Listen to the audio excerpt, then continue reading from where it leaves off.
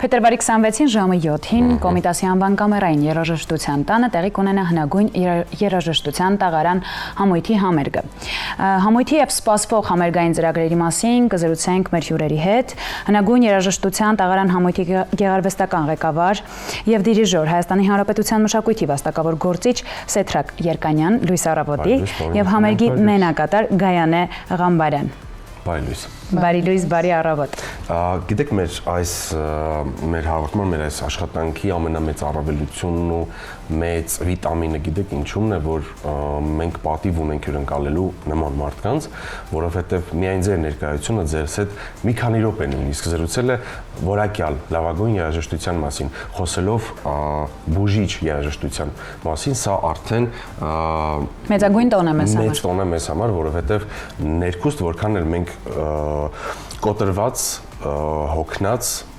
լինելով ձեր շնորհիվ մենք պարզապես կանգնում ենք ոտքի։ Շնորհակալություն ձեզ։ Կոտրված մեր շնորհիվ, թե վերականգնվում ենք ձեր շնորհիվ։ Շնորհակալ ենք շատ։ Շատ հաճելի է։ Շնորհակալություն նման առավոտյան խոստովանության համար։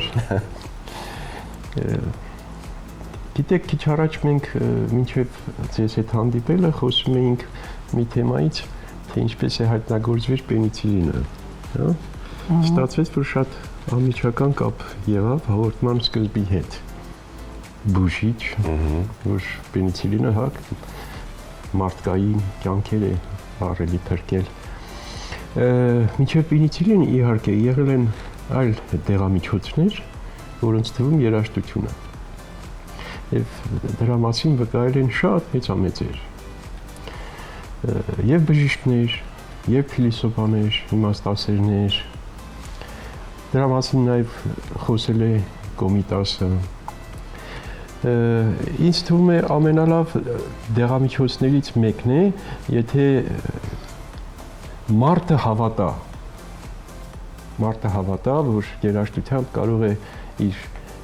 կյանքը այնպիսի հոգեբանական շրջանակների մեջ դնի, որպեսզի շատ չտարուբերվի կյանքի անցուդարձից։ Նման մի դեղամիջոց մենք ունենք մատուցելու փետրվարի 26-ին Պերգոլեզի Ստաբատ Մատեր ստեղծագործությունն է, անմահական ստեղծագործություն, գեղեցկագույն արյաներով, գեղեցկագույն խմբերգերով, թե գործիքավորումը, թե մենակատարների բաժինները, ովքեր կցանկանան բեռնաթափվել օրվա կամ շաբաթվա, ամսվա գեր հոգնությունից, տարբեր տեսակի հիվանդագին զգացողություններից հրավիրում ենք արագ բուժման։ Տաղարանը տարիներ շարունակ պահպանում է հնագույն երաժշտության ավանդույթը։ Ինչպես է կային դարձնում ժամանակակից լսարանին էլ ավելի հասանելի։ Դարձնում ենք ժամանակակից երաժիշտների շնորհիվ։ Նոր ընթերցումով, որովհետև ամեն մի արտիստ այսպես թե այնպես, որքան էլ հավատարիմ հեղինակի պահանջներին իր շունչը դնում է, իր հոգին դնում է, դրանով դառնում է ինքը ժամանակակից եւ այլ կերպ չէր կարող լինել։ Օրինակի համար Գանեն, որ Ստաբատ Մատերի մենակատարներից մեկն է, թող ինքը այս մասին վկայի։ Ժամանակակից դարձնելու, թե առհասարակ մեկնաբանության, ստեղծագործությունները ինչպես է մեկնաբանում, որ կարելի է դառնում այսօրվա հանդիսատեսին։ Անախ պիտի ասեմ, որ շատ հետաքրքիր էր հենց այս պահին երգելու այս հատվածը Պերգոլեզի Ստաբատ Մատերի, իրականում այնպես էր դասավորվել, որ տարվա այս հատվածը պետք է դրսում լինեի եւ օպերայի ներկայացումներ երգեի, հետո ինչ-ինչ պատճառներով չեղարկվեց եւ եղավ այդ շատ գեղեցիկ առիթը առաջին անգամ իմ կյանքում երգելու Պերգոլեզի Ստաբատ Մատեր։ Հենց առաջի բանը, որ անում եմ, փորձում եմ ուսումնասիրել ավելի մոտիկից ստեղծագործությունը, տեքստը, պատմությունը ստեղծման Եվ հենց բառը Stabat Mater երբևէ ուշադրություն չէի դարձրել մայստրոին էլ ասել եմ թե ինչ է նշանակում իրականում mater գիտենք մայր, բայց Stabat Mater նշանակում է մայրը կանգնած։ Stabat Mater Dolorosa հենց այդպես սկսվում է, կանգնած էր մայրը վշտագին դառնացած եւ շարունակվում է Juxta crucem lacrimosa խաչի մոտ արտասվագին դում pendebat filius մինչ կախված էր որդին հենց այդպես սկսվում է այսինքն պատկերում է հենց խաչի առաջ ողբացող մոր տեսարանը բայց կանգնած խորհրդանշում է որ վիշտը որ ապրում է նրան չի սպանում նա կանգնած է տանում ոտքի վրա Եվ դա շատ խորհրդանշական է վերցնելու շատ բան կա առհասարակ ոչ միայն կյանքում տարբեր իրավիճակներում այլ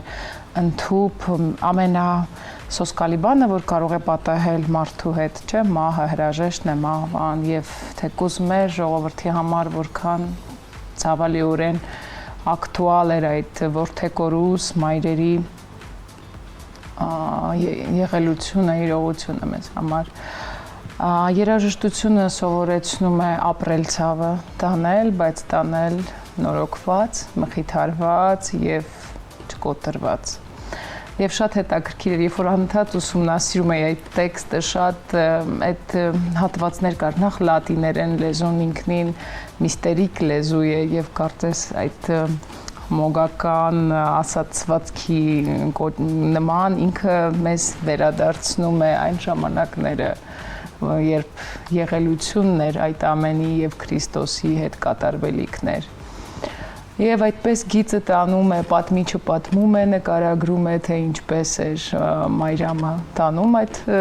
տարապանքները եւ ունեմ շատ գեղեցիկ արիա երգելու Վիդիցում որ մեկ անգամ երգել եմ երբ որ կոնսերվատորիայում սովորում եմ բայց երբեք այդքան իմաստային չէի կենտրոնացել եւ բարերի եւ թարգմանության եւ այդ ամեն ինչի վրա եւ շատ հենց ամեն այդ կուլմինացիոն պահն է կարծես թե արիայի որ ասում է Viditsum dulcem natum տեսնում է իր քաղցր դնյալին Morientem desolatum մահանալիս լքված դում է միզիտ սպիրիտում ինչ ավանդում էր հոգին այսինքն խաչի վրա նա լքված էր մարդկության կողմից հետո պատմիչը խնդրում է այսինքն որպիսի մայրը իրեն մասնակից դարձնի այդ ցավին որ նա կիսի այդ ցավը անցնի դրա միջով նույնիսկ տեքստ կա որ ասում է հնարավորություն տուր ինձ որպիսի ինքս էլ կիսեմ Քրիստոսի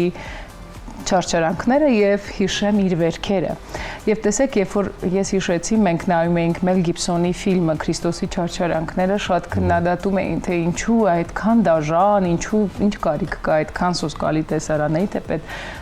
շատ գեղեցիկ ֆիլմ է եւ կարծում եմ, թե ամենագեղեցիկներից մեկը, որ երբևէ ստեղծվել է։ Եվ ինձ շատ սիրելի մի մարդ, լուսահոգի ինձ ասաց, որ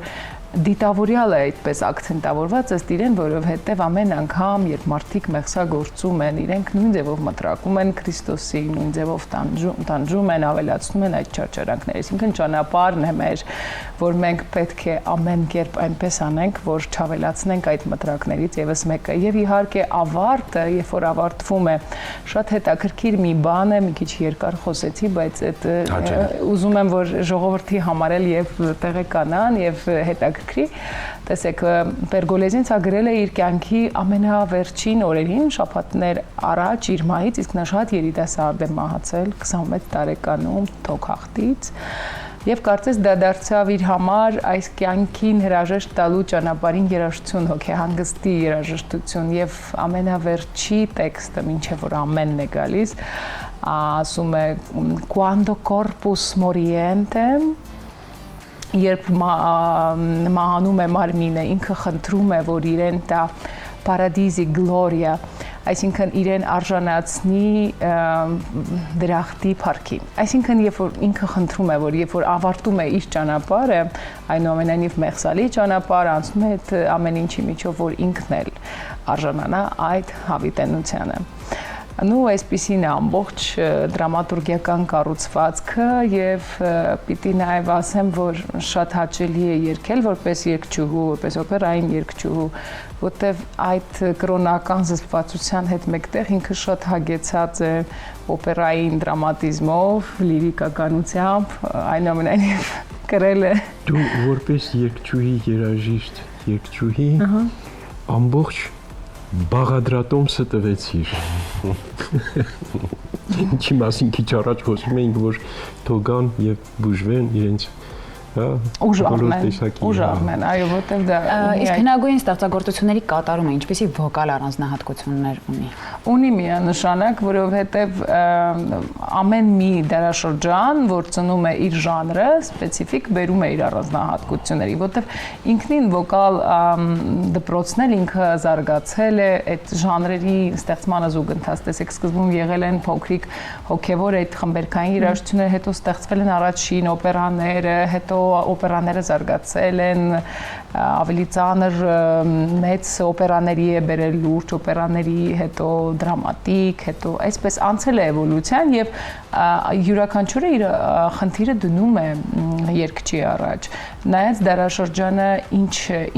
է պահանջել, բայց պիտի ասեմ, որ եթե օրինակ առաջ երգում էին բարոկ ժամանակաշրջանի, դա շատ վիճելի մոտեցում է, օրինակ երբ որ ասում են երգում են բարոկ դարաշրջանի ստեղծագործություն, պետք է ձայնը շատ հավաքված լինի, շատ նոն վիբրատո, քիչ հուզականություն, դրանք շատ հարաբերական են, որովհետև հնարավոր է դա նաև մեկնաբանել մի փոքր այլ ճանապարհով, որովհետև էվոլյուցիան արդեն տեղի ունեցել եւ ձայնը ինքնին ձեռք է բերել նոր գույներ, տիրապետելու նոր հնարներ եւ կարող ես այդ ամենը մեկնել նաեւ ռետրո հայացք, հետադարձ հայացք ունենալով այդ ժամանակաշրջան, բայց այն հմտությունները, որ կան, ձևավորվել են դա օգտագործելով։ Այսինքն պետք է ճանաչես, հասկանաս պահանջները, այո, Մոցարտը այսպես է երգվում, Վիվալդին այսպես է երգվում, բայց պետք է նաեւ ունենալով այլ գործիքակազմ, ասել ինչու ոչ կարելի է մոտենալ նաև այդ տեսակետից ստեղծագործությանը, կարծում եմ դա ավելի հետաքրքիր է դարձնում։ Սովորաբար վոկալի այս փոփոխությունները կապված են բավական այսպես առնչություն ունեն գործիքային մատուցման հետ, որովհետև ժամանակի ընթացքում գործիքները փոխվել են, հնարավորությունները տարբերությունները զգալի են դարձել եւ միջնադարային եւ բարոկ հատկապես անցումը շրջանի հատկապես պայմանավորված է գործիքային մտածողությամբ։ Եթե շատ առաջներում մադրիգալային էր երգեցողությունը, որ պահանջում էր շատ զուսպ, այսպես վոկալ բաներ, պահանջներ, գործիքների զարգացման հետ նաև առաջացավ հնարավորություն վոկալին ավելի շատ մեծ տեղ տալու, թե իր տեխնիկական հնարավորությունների առումով, թե ձայնածավալի առումով։ Նաև շատ պիտի կարևորել, որ հեղինակը, ստեղծագործողը իր հետ բերում է նոր վերածնունդ, մարդկային ապրումների, զգացումների վերածնունդ։ Այդպիսի դարաշրջաններ են եղել, բոլորս շատ լավ գիտենք, եւ ամեն անգամ այդ վերածնունդները մարդկային հոգու դարբասների ավելի լայն բացել է։ Ինչ է նշանակում վերածնվել, չէ՞։ Նորովի ծնվել, նորովի ընկալել աշխարհը։ Եվ այս ճանապարհին վոկալը սկսել է ավելի զարգանալ։ Այն նեղ սխոլաստիկ պատկերացումներից անցել է դեպի ուր է հասել, հա, Պուչինի, որովհետև պահանջն տեսեք այն ժամանակ կաստրատներն էին երգում, տղամարդիկ երգում էին կանացի բաժիններ եկեղեցում, բայց ինչպես էլ որ երգեին, այնուամենայնիվ այն ձայնի հարստությունը, գունեղությունը, գլխաձայնի, որ միանում է կրծքաձայնի հետ, այն ինչ որ կանացի ձայն է անում, բնականաբար տղամարդու ձայնը չի կարող անել, եւ դա գնալով զարգանում էր եւ հնարավորությունները բացվում էին, մեծ հնարավորություններ ընձեռվում, տարբեր տեսակի ստեղծագործություններ,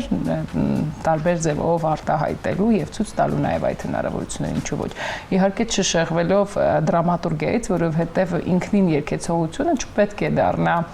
պարզապես ձայնի ցուցադրում, երբ որ կարդում եք օրինակ ինչից ծնվեց օպերան 1600 թվականին 1500-ի վերջերին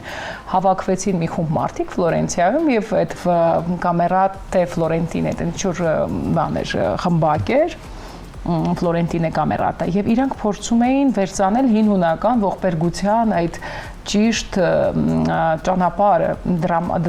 դրաման փոխանցելու մարդկանց նրանք մտածում էին որ հին հունական ողբերգությունը ինքը ամբողջությամբ երկվել է պահպանելով ճիշտ դրամատուրգիան եւ երկվել իհարկե դա այդքան էլ այդպես չի եղել բայց հենց այդ սխալ պատկերացումից ասում են ծնվեց օպերան որ ինքը պետք է լիներ ճիշտ խոսք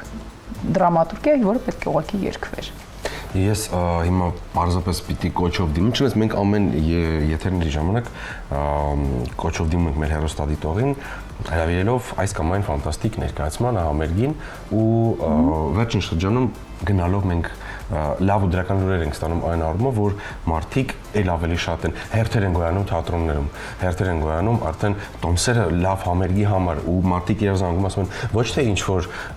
լավ համերգի համար տոմս ունեմ, ասում են ֆանտաստիկ ներկայացում, ֆանտաստիկ ստեղծագործություն է բեմադրվել ու ուզում եմ գնանք միասին։ Ես շատ ուրախ եմ ու իհարկե շնորհակալություն ձեզ, որովհետև ահռելի մեծ աշխատանք եք անում ու այսօր մեր հասարակությունը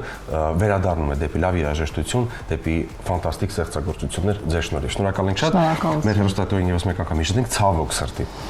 Բան չխոսեցինք ես համարում եմ, որտեղ մենք ձեզ էլի կսպասենք մի հաճույք է ու շնորհակալություն ձեզ, որ դետալ առ դետալ ստեղծագործություն, այսինքն պապոլոչկը ամեն ինչ ֆանտաստիկ բնավորություն ունեք դուք։ Շնորհակալ։ Փետրվարի 26-ին ժամը 19-ին Կոմիտասի անվան կամերային երաժշտության տանը տեղի կունենա հնագույն երաժշտության տաղարան համույթի համերգը։ Մեր հյուրերն էին հնագույն երաժշտության տաղարան համույթի գեղարվեստական ղեկավար եւ դիրիժոր Հայաստանի Հանրապետության մշակույթի վաստակավոր գործիչ Սեդրակ Երկանյանը եւ համերգի մենակատար Գայանե Ղամբարյանը։ Շնորհակալ ենք շատ։ Ձեզ ենք շնորհակալ։ Ձեզ լավ օր։ Շնորհակալություն էներգիայի համար։ Շնորհակալություն։ Իսկ դուք մնացեք կենտրոն հեռուստաընկերության հետ։ Կհանդիպենք վաղը։ Այո, կհանդիպենք արդեն վաղը։